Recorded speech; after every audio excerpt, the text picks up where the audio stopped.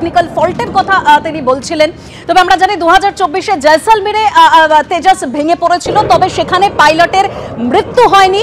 এক্ষেত্রে এই যে এয়ার শো চলছিল দুবাইতে, সেখানে আজকে শেষ দিন এয়ার শোতে তেজাসের এই ভেঙে পড়া, একেবারে আগুন ধরে যায়, ভেঙে পড়ার সঙ্গে সঙ্গে তাতে পাইলটের মৃত্যু হয়েছে।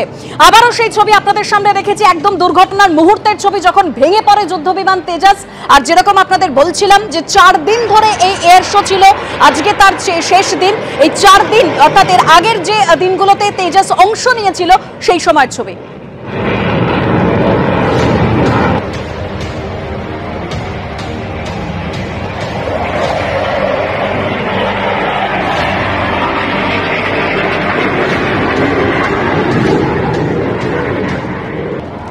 দুবাইয়ে এয়ার শো চলাকালীন তেজাস থেকে তেল লিকের অভিযোগে পরপর পোস্ট। একটি যুদ্ধবিমান নিজের তেল ধরে রাখতে পারে না, বিশ্বের কাছে লজ্জা, অভিযোগ জানিয়ে পোস্ট। আর তেল লিকের কারণে যুদ্ধবিমান তেজাসের ধ্বংসের অভিযোগ খারিজ করল পিআইবি। এই দাবি মিথ্যা, ড্রেনেজ প্রসেসের জন্য বেরোচ্ছিল তরল জাতীয় পদার্থ, দাবি প্রেস ইনফরমেশন ব্যুরোর। কোনো যান্ত্রিক ত্রুটি নয়, দাবি পিআইবির। যে তরল পদার্থটি দেখা গেছে তা কোনো কারিগরি ত্রুটি নয়, একটি নিয়মিত নিষ্কাশন প্রক্রিয়ার অংশ ছিল। যাচাই না করা বা বিভ্রান্তিকর দাবি শেয়ার করা থেকে বিরত থাকুন। তথ্য প্রচারের আগে সর্বদা তথ্য যাচাই করুন, পোস্ট করে বলেছে পিআইবি। এই দাবি মিথ্যা, তো ড্রেনেজ প্রসেসের জন্যই তরল জাতীয় পদার্থ বেরোচ্ছিল বলে দাবি করছে press information bureau. Right, press information ব্যুরোর এই দাবি নিয়ে আমি আরো তথ্য রাখবো আপনাদের সামনে। সরাসরি নিউজ রুমে চলে যাবো, আমাদের প্রতিনিধি রাজশ্রী দত্তগুপ্ত। রাজশ্রী, দেখো, প্রেস ইনফরমেশন ব্যুরো বলছে যে বিভিন্ন রকমের রিউমার অর্থাৎ গুজব এবং বিভিন্ন রকমের মিথ্যে ভাইরাল ভিডিও এই তেজাস যুদ্ধবিমান সম্পর্কে চাউর করা হচ্ছে, প্রচার করা হচ্ছে সমাজ মাধ্যমে, কিন্তু সেগুলো একেবারেই মিথ্যে এবং ভিত্তিহীন। এবং সেগুলো ব্যাখ্যা করে প্রেস ইনফরমেশন ব্যুরো বলেছে যে এগুলোতে কোনোভাবে ভারতীয় নাগরিকরা এবং কেউ যেন কোনো কান না দেন, চোখ না দেন, এগুলোকে যেন কোনোভাবে বিশ্বাস না করবেন না এবং এগুলোকে আর কাউকে শেয়ারও করবেন না। কারণ কি, এই যে রুটিন প্রসেস যুদ্ধবিমান এয়ার শোতে মহড়ায় যাওয়ার আগে করা হয় সেগুলোই করা হচ্ছিল। যে তেল লিকের কথা বলা হচ্ছে সেটা একেবারেই তেল লিকের কোনো ব্যাপার নয়, সেটা একটা রুটিন প্রসেস এবং এগুলো কিছু যান্ত্রিক প্রযুক্তিগত বিষয় থাকে, সেইগুলোর আওতাতে পড়ে এবং সেগুলোই করা হয়েছে। এর মধ্যে কোনো অন্য যান্ত্রিক ত্রুটির ব্যাপার নেই। কিন্তু ঠিক অব্যবহিত তারপরে এই যে এয়ার শোতে অংশ নেওয়ার সময় যুদ্ধবিমান তেজাস এরকম মর্মান্তিক একটা পরিণতির সম্মুখীন হলো, ভেঙে পড়লো, আগুন ধরে গেল, পাইলটের মৃত্যু হলো, তার ফলে একটা অত্যন্ত একটা অন্যরকম পরিবেশ বা আবহ তৈরি হয়েছে, যেখানে বিভিন্ন প্রশ্ন উঠে আসছে। একটু আগে ফ্লাইট ইঞ্জিনিয়ার বলছিলেন যে পাইলট নিজেকে বের করে নেওয়ার সুযোগটুকু পাননি।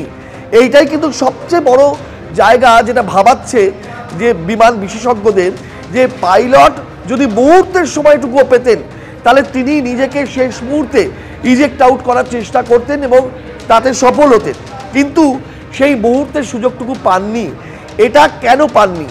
যেটা সুপারসনিক গতিতে অর্থাৎ তীব্র গতিতে যুদ্ধবিমানটা মহড়ায় অংশ নিয়ে তার কার্যকারিতা দেখাচ্ছিল এবং তুমি দেখতে পাবে যে যখন ক্র্যাশের সময় একেবারে আকাশ থেকে তীব্র গতিতে মাটির দিকে ছুটে আসছিল যুদ্ধবিমানটি এবং তারপরে মাটি স্পর্শ করা মাত্র আগুন ধরে যায় এবং তারপরে কালো ধোঁয়া ঢেকে যায় এবং বিমানটি ধ্বংস হয়ে যায়। কিন্তু বিমানের কিন্তু মাটি ওইভাবে স্পর্শ করার কথা নয়। বিমানের মাটি স্পর্শ করার বা মাটি গ্রাউন্ড অ্যাটাক যখন হয় তখন যুদ্ধবিমান এভাবেই তীব্র গতিতে নেমে এসে হামলা চালিয়ে আবার সে আকাশে উড়ে চলে যায় এবং সেটা মুহূর্তের মধ্যে চলে যায়, কারণ তার গতি সুপারসনিক।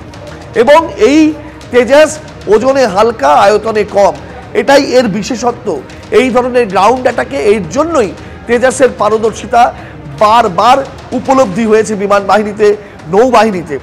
এবং সেই কসরত দেখানোর সময় বিমানটি সম্পূর্ণ নিয়ন্ত্রণ হারিয়ে ক্র্যাশ করে গেল এবং ধ্বংস হয়ে গেল এবং পাইলটের মৃত্যু হলো। এই জায়গাগুলো কিন্তু গভীরভাবে ভাবাচ্ছে, প্রশ্ন উঠছে এবং সেই প্রশ্নগুলোর উত্তর খুঁজে বার করতেই ইতিমধ্যেই বিমান বাহিনী ঘোষণা করেছে যে একটা কোর্ট অফ এনকোয়ারি কনস্টিটিউট করা হয়েছে, সর্বোচ্চ পর্যায়ে তদন্ত হবে এর কারণ খুঁজে বার করার জন্য। রাজশ্রী, তুমি আমাদের সঙ্গে থাকো। আর একবার যে ছবি আপনারা দেখছেন, দুবাইয়ে এয়ার শো চলাকালীন ভেঙে পড়ল ভারতের যুদ্ধবিমান তেজাস।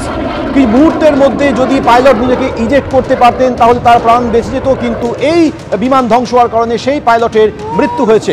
মৃত পাইলটের পরিবারের পাশে থাকার বার্তা দিয়েছে ভারতীয় বায়ুসেনা। ভয়ঙ্কর এই ছবি ধরা পড়েছে দুবাইয়ে এয়ার শো চলাকালীন। গত 4 দিন ধরে এই এয়ার শো চলছিল, 17, 18, 19, 20, 21 এই 4 দিনে এখনো পর্যন্ত এই তেজাস যুদ্ধবিমান ভালো পারফর্ম করেছে, কিন্তু শেষ দিনে এসে এই মর্মান্তিক দুর্ঘটনা ঘটে গেল, যে দুর্ঘটনায় পাইলটের মৃত্যু হয়েছে।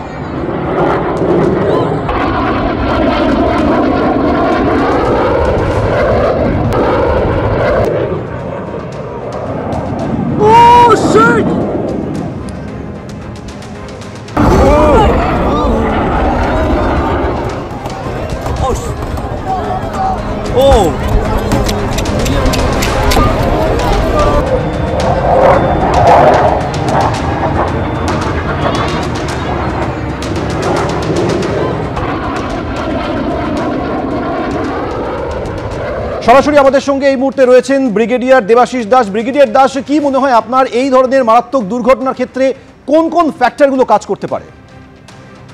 দেখুন, প্রথমেই বলি যে এইরকম যেটা এয়ার শো, এটাতে বহুবার প্র্যাকটিস করা হয়, রিহার্সাল করা হয়, ফিক্সড রুট থাকে, ফিক্সড টাইমিংস থাকে।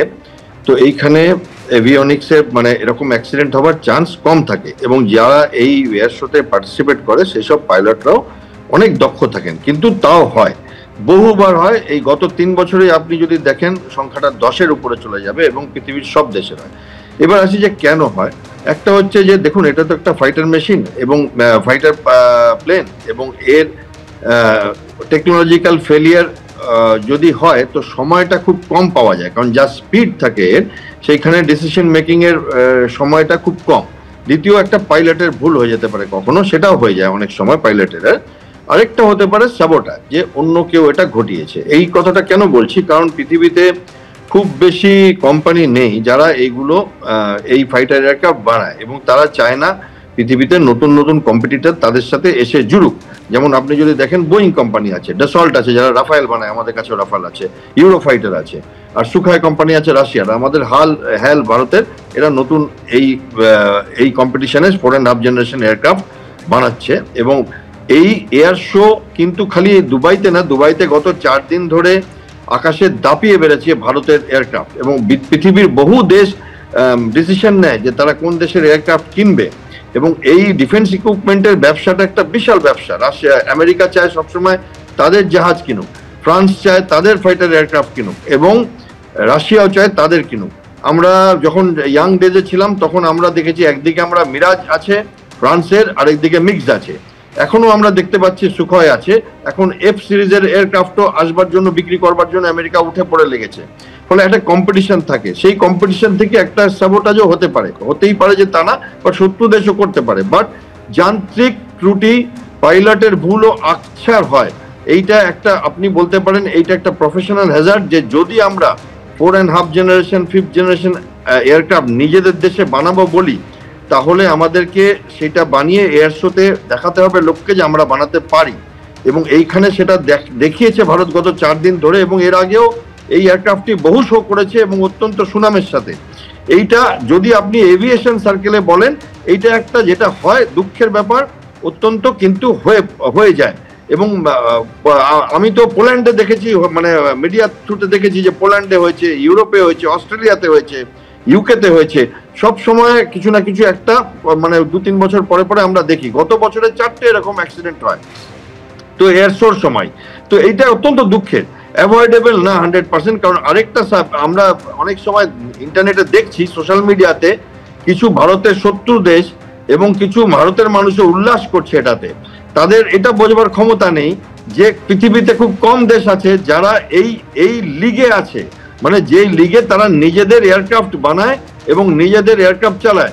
এই মুহূর্তে ইউনাইটেড স্টেটস, চায়না, রাশিয়া ছাড়া 5th জেনারেশন এয়ারক্রাফট কারো কাছে নেই, বা 5th জেনারেশন এয়ারক্রাফট চালায় অনেক দেশ, কিন্তু তারা ধার করে চালায়। যেমন জাপান, যেমন সাউথ কোরিয়া, যেমন অস্ট্রেলিয়া, যেমন ইসরায়েল, এদের কাছে 5th জেনারেশনের ব্যবহার করে, কেনে, রাশিয়া থেকে কেনে, আর চায়নার থেকে নেয়।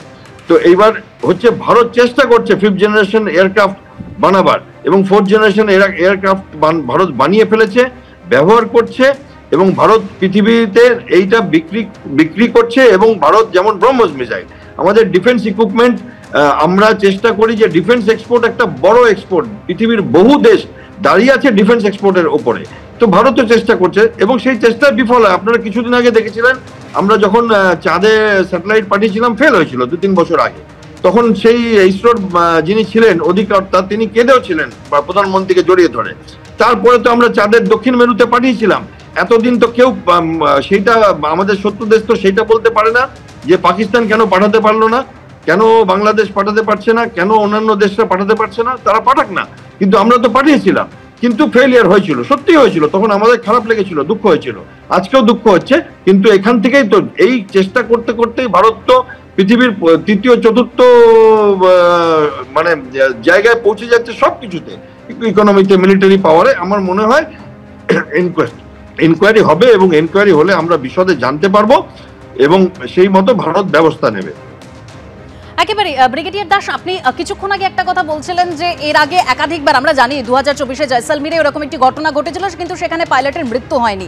একটা রিস্ক ফ্যাক্টর থেকে যায়, তো সেই রিস্ক ফ্যাক্টর নিয়ে এই শোতে তেজস অংশ নেয়।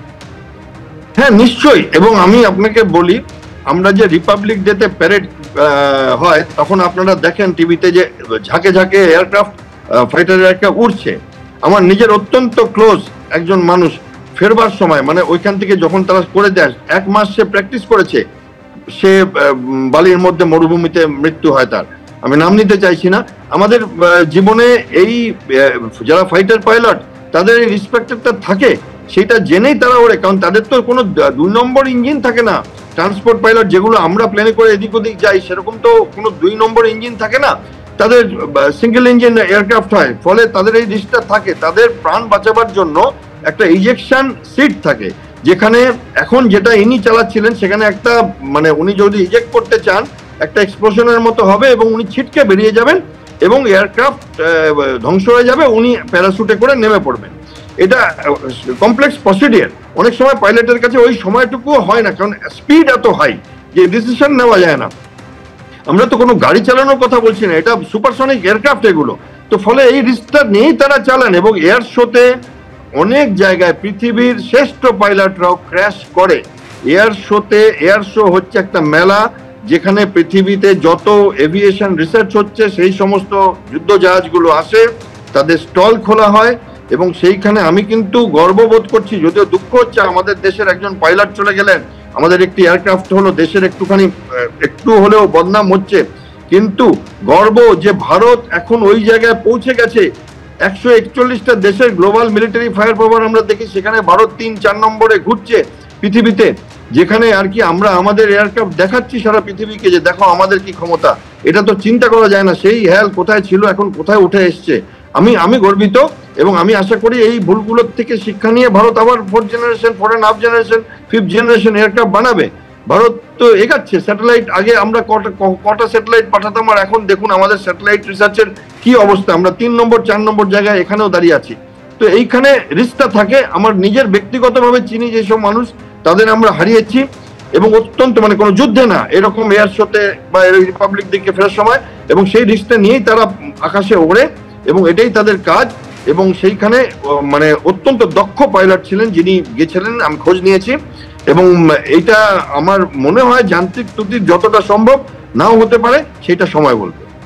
একদম ব্রিগেডিয়ার দাস, আপনি আমাদের সঙ্গে থাকুন। ইতিমধ্যেই পিআইবির তরফে যেটা দাবি করা হচ্ছে, অর্থাৎ দুবাই এয়ার শো চলাকালীন তেজস থেকে তেল লিকের অভিযোগে পরপর পোস্ট, এবং সেটা পিআইবির তরফে দাবি করা হয়েছে যে এটা পুরোটাই মিথ্যা। ড্রেনেজ প্রসেসের জন্য বেরোচ্ছিল এই তরল জাতীয় পদার্থ।